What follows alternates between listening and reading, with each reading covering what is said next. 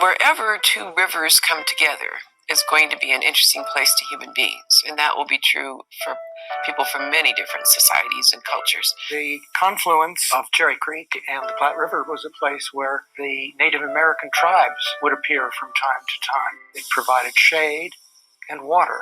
It was a oasis of sorts. This was sacred land for the Arapaho, Cheyenne, the Ute.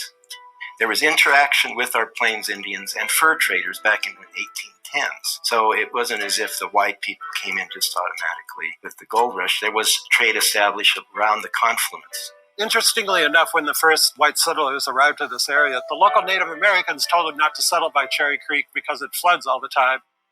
They ignored them and they got flooded out in 1864. Citizens from bands of the Cherokee Nation had discovered gold at this confluence, but the exact location remained secret within the tribe for a decade. Until a man in Georgia, William Green Russell, learned of the gold deposits through his marriage ties to the tribe. It was this nugget of information that would lead to the Colorado Gold Rush.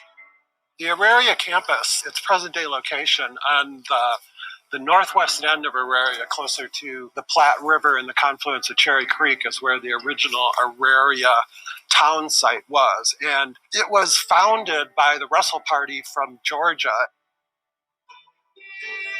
The name itself, Auraria, enshrines the meaning of gold, the drive of gold, the pursuit of gold.